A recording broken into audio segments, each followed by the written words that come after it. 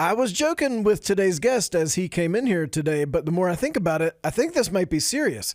This interview with Carolina former head baseball coach Mike Fox legitimately could be maybe like a 6-part miniseries because Coach Fox has been involved in so many different things, done so many great things as part of the University of North Carolina, and we want to try to get to all of them. But it's just a formidable task. But don't worry, Coach Fox. If anybody's up to a formidable task, it's your old friends Jones and Adams. Yeah, we're ready. We got this. Don't worry. How are you doing? Thanks for coming in. I'm great. Thank you. And a 6-part miniseries would interfere with my golf game, so that probably won't work anyway. So you got 30 minutes, Adam. Get all the questions in you can. You just answered part of this. I think people see you at games, and so they know you go to games. What else are you doing in your retirement? Family first, grandchildren 3, another one on the way. So that's a blessing. They live close by. Not a lot of golf. I was somewhat kidding, although I did play Monday with Mr. Bedore and Answer Dorrance. Oh. So Coach Dorrance jumped right in. You're welcome. You're open arms. Come on, Anson. I had a waiting period to get into Mr. Bedore's Finley golf groups. I guess 20 national championships jumped bypasses the waiting period, rightly so. So, just following former players and maintaining grass and all that good stuff. Staying busy somehow. You did some TV work this past year. What was that like? Well, I did 3 and called it a career probably. So I don't know what that says. It was fun. Paul Shuey says, "Hey, come join me in the booth. We'll just chat away." And it was a little more involved than that. And so I think the 4-hour game I did, the last one, where I'd been there 2 hours early and then left late after a 4-hour game where the game was decided early. So I learned, okay, you got to talk about other stuff. So it's trial by fire. It's like, hey, talk into this microphone. This button right here is called the cough button. If you have to cough, push that button. I'm like, really? He said, yes, the cough button. That was the only training I received. You got the basics. See, anybody can do this. I want to make sure we don't forget to ask you this because this is a topic that we've actually gotten emails about. The name of the baseball stadium at North Carolina. Oh. What is the correct way to pronounce that? And what's the correct way to pronounce that? Okay, you told me there would be no hard questions before I came in here. I mean, I've always called it, Kerry C. Boschhammer Stadium. So have I been wrong all these years? No. I think you're right. It's just that none of the rest of us will get on the train with you. I think you say it correctly, which always impresses people. Do you know the family? I do not know the family. But the Boschhammer, I mean, that's the name of it, I think, the name I've always heard, I think, since I've arrived here. Yeah. I mean, I'm talking about as a student. Oh, yeah.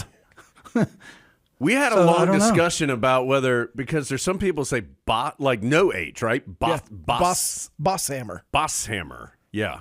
So. Haven't heard that one. Yeah, we'll get things figured out eventually. What was this experience like for you this past spring and early summer period and getting to watch Scott Forbes take this group to the College World Series? That was a blast. And I saw it early. I saw in the fall. Like, I stayed away from the program for 3 years. I came to all the games, but just wanted to, like, not be around. I got the itch this past fall. I've told a few people this. I don't know kind of what it was, 4th year out, Cheryl wanting me out of the house. I don't know what it was. Yeah, that's really the answer. That's probably it. But I just missed the energy of 18 to 21, 22-year-olds. I kind of figured that out, like, because they give off this vibe and energy that's pretty cool. And they can also suck it out of you at times, when they. some of the decisions they make, but they can't do that to me because I just get in the truck and go home after the scrimmage. But, I met with the coaches and said, hey, can I just kind of hang around some? And I found my niche umpiring third base at scrimmages, so I just would show up right at first pitch and watch. Sure. And so from that point, and then preseason scrimmages, I'm like, okay, there's something special. And then I heard some of the veterans get on some of the younger guys about, certain things. Hey, this is not what we do here, and you got to run harder and da-da-da. I'm like, okay, there's some of those intangibles because the talent was pretty impressive. So to follow that for me, just me personally, knowing that, okay, this team looks like they're pretty special, doesn't mean you're going to get to Omaha, but I don't know. It's a little of validation for me that I hadn't totally lost it, that I could see, good gracious, there's some good players out here. So to follow that all the way to Omaha was very cool. It was very cool to watch you at the Virginia game in Omaha sit next to Dustin Ackley. That's two Tar Heels who have been a part of a lot of really big moments out there in Omaha. What was it like for you two to just sit there and watch a Carolina game together? I didn't know that was going to happen. I walked down. I'd heard that Dustin, might be there, and there were some other players there that I got to hang out with, which was fun, former players. But yeah, I haven't seen and talked to Dusty for a while, so we got to catch up on 15 years in two games, and he was going home. He was going to go back to Michigan, and then he decided not to because he was having so much fun and his family was there. So I probably heard Dustin Ackley, talk more and say more words than 3 games in Omaha than I did his whole career here. So that was very special for me. That was a great treat for me. What if you had to sit next to Mark Fleury for 2 games? Okay, that would have been quite a different experience. But Mark was there, and he hasn't changed. He hasn't changed one bit. He doesn't need to change one bit. If it's one of those, if you knew what you knew, like you need the Mark Fleurys in your program, you need the Dustin Ackleys in your program, you need those 2 different spans of personality. Forget the talent. But they somehow all meshed, and Mark was having the time of his life. We were all just having fun, being fans, cheering him on, and then Mark wants to take me and other places that I probably don't need to be, but that's okay too. We've talked. I mean, Adam and I have talked about this before on the podcast, and of course, we've talked about it in many places as well, but. Carolina baseball, I mean, it just went to a different place and Adam and I are a little biased. I mean, that 06 to 11 kind of time period was so incredible. And then, of course, that continued on for several years after that during your tenure. But what happened? How did it get there? Why did it change? How were you able to get the program to the point where it was doing what it was doing there for so many years? Yeah, well, I mean, let's don't forget 03, and I think of 2003 now more than, especially the last week when Coach Gallo, announced his retirement, because I remember that bus ride back from Starkville all through the night after we'd won our first regional. Sean Farrell, the home run and all that, and we decided to ride back all night because we were in a dumpy hotel in Starkville. Are you sure? In Starkville, Mississippi. So it was kind of a no-brainer. And Coach Gallo gets on the bus, and I would give anything for a recording because we didn't go to sleep. We were afraid the bus driver would go to sleep, so we rode all night. We literally saw the sun come up as we pulled in. To Chapel Hill. So those are great memories. I think it kind of started there. It started with Chad Holbrook and Roger Williams, because if they're not here, and I did a few smart things when I first started here, and one of those was keeping those 2 guys. And they really, really helped. So it was just a matter of just, kind of going to work, and it's it's a little bit of luck, and we got some good players. Good players bypassed the draft and decided to enroll, and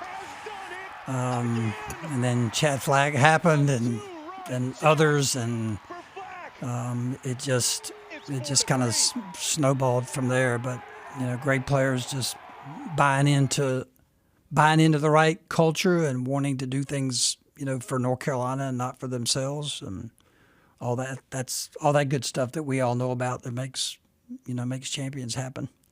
When you think about that weekend in Tuscaloosa and when Chad Flack happened, what comes to mind? Oh boy, gosh, a lot of emotions. Chad jumping into my arms. Chad, I mean, just a flood of emotions. I don't think I realized at the time exactly kind of what had happened. I mean, initially you're like, gosh, did that just happen? Because as we know, we were up, we were down, and we had another game to play with, so to speak. Not play with, but all the pressure was on them. So just like, oh my gosh, we're going to the College World Series. So it was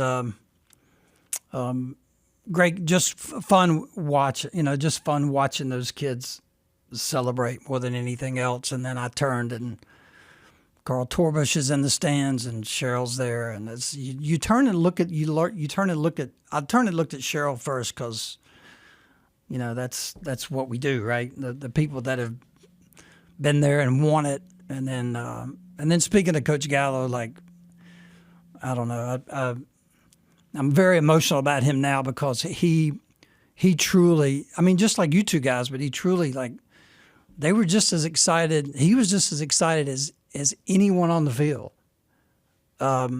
which you learn there are other people that get to enjoy those experiences with you. So I was just happy for the players, and like, boy, this is going to be fun. I think you can do it, not that it's easy to do it one time, because it isn't, but then to be able to do it so consistently, and not just get to Omaha, but be a team that was in contention for Omaha for the next decade plus, almost every single year. How did you get to that point? Because, again, I think, you can get there one time, but to be able to do it so often, what do you think allowed that? Yeah, I don't know how it I don't know how it happened 4 years in a row. I mean, that's unusual. I had coaches call me and ask me, what are you doing? Like, you're not supposed to you're supposed to spread these out throughout your whole career, and then you're safe. And I'm like, what are you talking about? Like, everybody's trying to get there every year, but it's culture. It's really culture. It's locker room. It's talent, of course. I mean, and it's North Carolina, so you should be able to get about any young man to visit here. It's the University of North Carolina, so then it's a matter of just trying to get them to commit, and then get them here, and then get them to buy in, and then there's some luck involved. There's avoiding injuries involved. There's so many things involved with it, because you can win and lose a baseball game just on a dime, just an inch, as we all know. We've seen it. So I think you just have to give credit to everyone that was involved in the program during that time. That you meet in the fall, and again, I've heard Coach Forbes make this comment, and I kind of cringe a little bit when he says, once you get there, it's easier to get back. Like, okay, well, I know why he said that, but I guess that kind of is, because when those kids meet in there in the fall and you start talking about Omaha, well, like, okay, there's a picture of that, and that picture is just from last year. So it's not like a picture from 10 years ago, and the old saying, if you dream it, you can do it. Well, if you also see it and you've been there, you can do it. So it just credit to those players to 06, that it carried to 07, that it carried to 08 and 09 in the right way. Like, hey, we got there, but this is how we got there, so buy into this. This is how, and maybe we'll just get lucky enough to get there again, or at least put ourselves in a position to get there again, and somehow we did. I think it's fair to say you were a detail-oriented head coach and you had standards that had to be met, and there were very high expectations that didn't have very much give. But as the Tar Heels started going to Omaha more often, once they got to Omaha, you became fun Coach Fox. Loosey-goosey Coach Fox. What were you trying to convey to the players, and how did you figure out that was important to do? Yeah, I was somewhat a little more fun. I mean, more fun than maybe I thought. Maybe I don't know. Maybe I wasn't. I don't know. But I just knew that. I mean, it was fun for me. First of all, I mean, I was fortunate enough to be there, in '78 and play there. So I kind of knew what they were going to experience. Although ESPN wasn't around in 1978, so there's maybe no record of me being there or Carolina being there. I think there was, but I think I just decided, hey, this is going to be a great experience. I want to capture it all. I want to grab my camera. I want to try to soak it all in with them. And I talk to other coaches here. There are other coaches here that have been there, done that with their teams. And what's the key? The key is just loosen up, dude. You're there. If you can't go out there we got to win the national title. We got to win the national. You'll be home before you blink. So I fortunately took some of that good advice and tried to make it fun, as much fun as possible. You have your family, your kids and your grandkids and Cheryl, but then you have these hundreds of guys that came through your program and that you affected in tremendous ways during their time and I'm sure hopefully after their time at Carolina. Have you ever just sat back and thought about that? And how do you try and embrace all those guys? How do you try and stay in contact with them as best you can? How do you continue to try and foster that? Today's Brian Miller's birthday, so he's talking about divinity school that he's in. This by text message. So my routine in the morning is grab a cup of coffee and click on the MILB net internet site and just I've got all the former players and the teams marked on there. So I just follow minor league games and see how those guys are doing and so that's fun for me. The sad part is they're dwindling a little bit. You either make it to the big leagues or you get released. So it's sad because we've had a few that have gotten released with the draft that happened. So a few of them have reached out to me and of course my standard line is get back here and get your diploma. Sure. So I know the number. I know the 14 right now that are really close. They all hate me right now. But I know, I kind of know where they are in that process, and I've seen it enough to know the transition from, okay, my baseball career is now officially over, and here's the next door for you, the next door's life, and some of them are married and families, so. I mean, it's fun for me. It's the great thing about the phones, right? The phones, you got all their birthdays on there. You got all the, the significant dates, so you can, and they're so good to keep up with me, which I greatly appreciate. So that's a fun part for me. There's definitely not a week that goes by. There may not be a couple of days that go by that I don't have some sort of contact with a former player, and I appreciate that so much. We had to persuade Coach Fox not to run across the bottom of the gold feed the names of those 14 and how many credits they're short, just to shame them into getting back here. I've got it right here. It's right here in my pocket. I thought that might be a question. There's a few more than that, but they'll all get it done. On the other end of the spectrum, I know you love going to watch your former players when they do make it to the highest level, and you've done that recently. What is that like as a coach who remembers them as some 15-year-old travel ball player in Atlanta or something at some tournament to watch them go as far as you possibly can? Those are some of the best moments that I think I've had. And I've been fortunate to have a lot of them just on the field, but I think I've been to 11 or 12, and seen 9 maybe. You know, when you go see pictures, you don't ever know you're there, but it might not be their night to get in. And a few more that I haven't seen Cooper Criswell in a major league game, so that's kind of in the back of my mind. Like I need to get to Boston or somewhere, because you just don't ever know. That's an amazing story in itself with Coop. But just recently got back from Chicago and saw Michael Bush and Zach Gallen, which was fun. So those are about as emotional as you can get. To me, on a baseball field, just watching mom and dad and son meet for the first time in a major league park, and just kind of stand back with your phone and video it. I got a couple that, if I pulled out right now, all 3 of us would just have a nice crying moment, because it's kind of almost indescribable, because it is a one-time moment. It's never gonna occur again.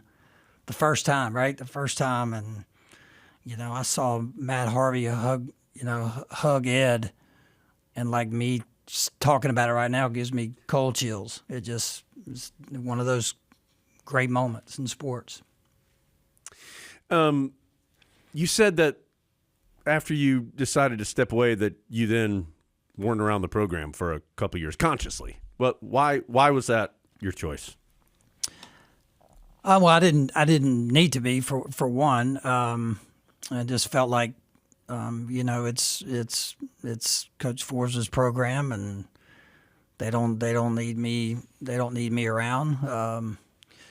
And had other things that I needed to do, wanted to do. I mean, that's part of making the transition. That would have not been good for them. I don't think, even though they probably would have been okay with it, but it wouldn't have been good, for me. I mean, it's no matter if it's your choice or not, it's hard. It's a transition. I kid everybody when they ask me. They don't ask me that much anymore, because it's been 4 years now. But the person that is the hardest on is the spouse, is Cheryl. But you need to ask her how my retirement's going, because you talk about a transition. So we've been married 42 years, and we've been together 4. That's what people.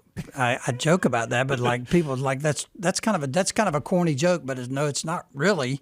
It's true. So, we had just some things personal we needed to deal with, and I just felt like it was important. I was at every game. I didn't miss any games, but I just had my spot, and I just watched, and I knew all those kids, helped recruit a lot of them.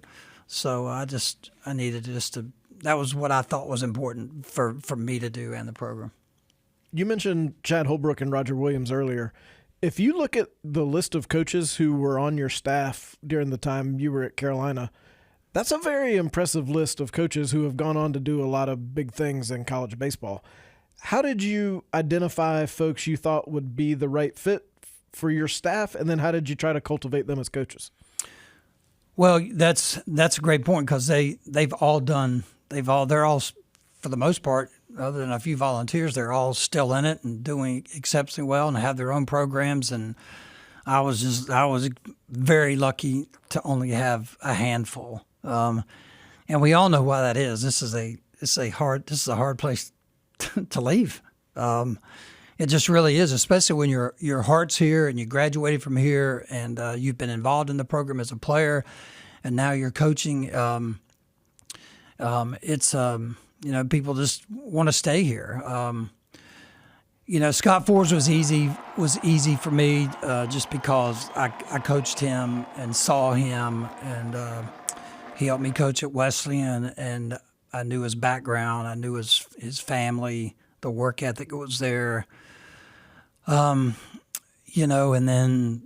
then Scott Jackson and Bryant Gaines and Jesse, just former players. You never know how that's going to translate, but the former players that went through adversity, cared about winning, would get on their teammates, would had those standards. And paid attention, and they wanted to coach. Those are the guys you want around. You want to stay around. They don't have any eligibility left, but they do, because they can now pass along all the traits they had as winners. They can pass along to the next group. So, I was lucky in that regard. Very lucky to be around all those guys, because they made the program. They worked themselves to death and were great recruiters and teachers of the game. We had, I was fortunate enough to be a part of this ceremony when your number was retired at Carolina and put up there on the facade at Boshemer Stadium. It just, in thinking back on that day, it seemed like an emotional day for you and a pretty special thing.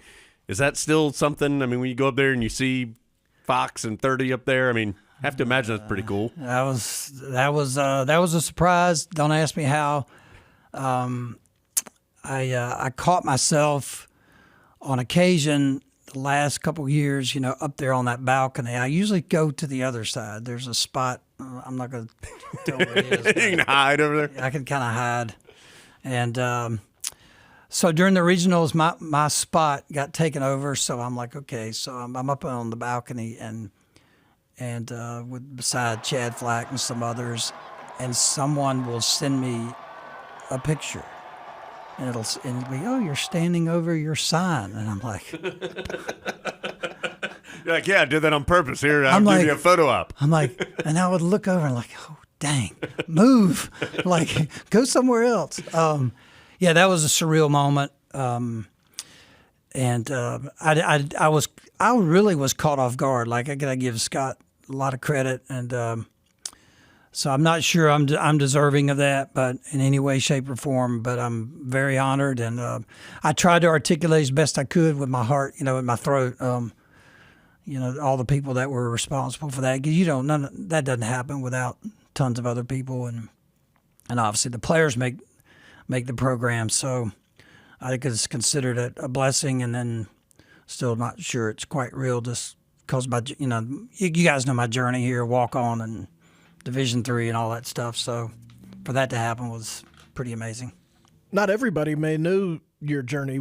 How did a North Carolina boy get to North Carolina and become Mike Fox? Well, I mean, yeah, by the grace of God, because I got my admission letter, I think, to North Carolina about a week before classes started. Well, fine, okay, yeah, we have a couple open spots. Got to put somebody in that bed.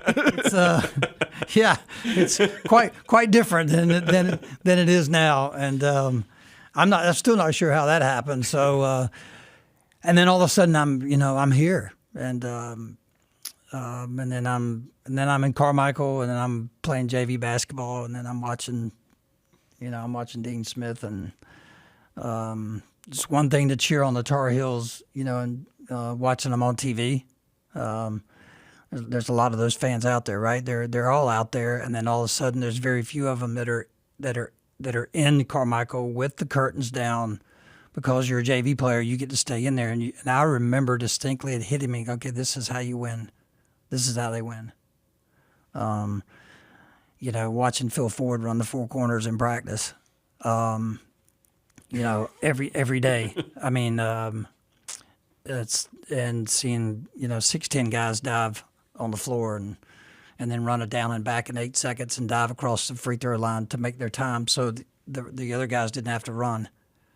Like, I don't think I realized quite at the time, because I was only 18, what I was seeing, but then all of a sudden I did, and so I just started making notes, and I really think that's when the coaching bug kind of hit me. The coolest thing I'd ever seen. I just felt so blessed, and that was just basketball. And I came here to try to play baseball, but that's what struck me the most, because, like thousands of other Carolina fans, I was a Carolina basketball fan, probably first and foremost. So to see it up close and personal, and watch it was pretty amazing for me. So, and then it just went from there. My time at Wesleyan, the 15 years I spent there were amazing for me. It's what I needed, definitely what I needed. And then just fortunate enough that Mr. Baddour just, offered me here. I still don't know how that happened, but I'm blessed. Is there anything you wish you had done differently now, looking back or thinking about it? I mean, there's so much success, but do you look at anything and go, eh? God, there wasn't supposed to be any hard questions here. You guys have fooled me. It's at least the second You guys hard have fooled question. me again. Sure. I mean, I try not to have any regrets. Sure. Certainly. But yeah, I mean, certain there's one or two situations probably with players that I would like to redo. You can't go back in baseball and replay, games, and that'll drive anyone crazy. It would drive me crazy. Yeah, maybe a few, have just stayed in the present. I think, that's what you have to do. I think to stay truly happy is get your head out of the future, because we don't know. Sure. We all have experienced that now as you get older. So probably practice what I preached a little bit more, which was to the players every day: stay in the present, enjoy right where you are. The time's going by fast. You see that helicopter's flying over the field.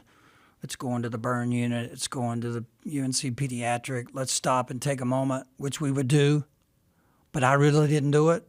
I did it, but I didn't really truly just sink into it. Like, and then your time's over.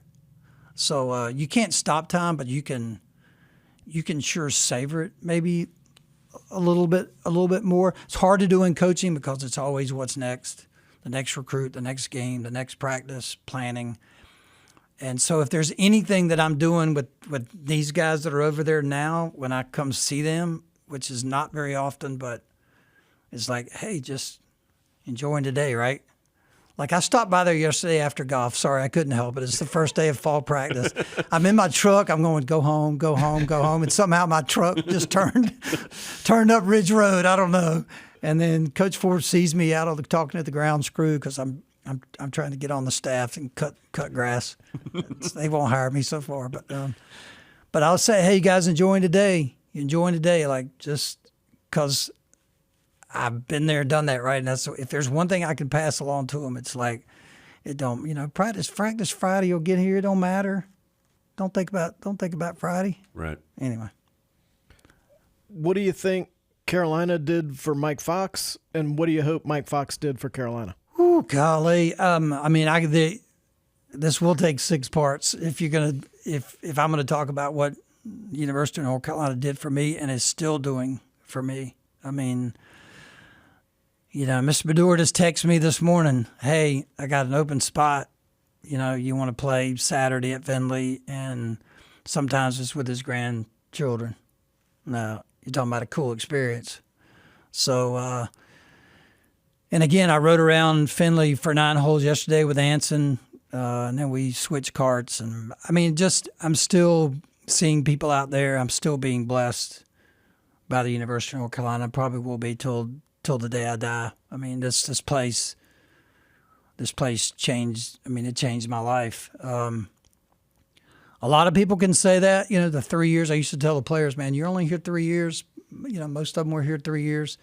Now they're here, 5 or 6, which is great. But those 3 years, just a small snippet of your life, but it's probably could be the most powerful, most important 3 years of your life, 18 to 21, 22. And, you can meet your future, partner. You could, I mean, it just changes you. Carolina's still giving back to me. What I did for North Carolina is try to do my part here. I just try to come in and do what I could with the program and give it all I had, and hopefully I did my part.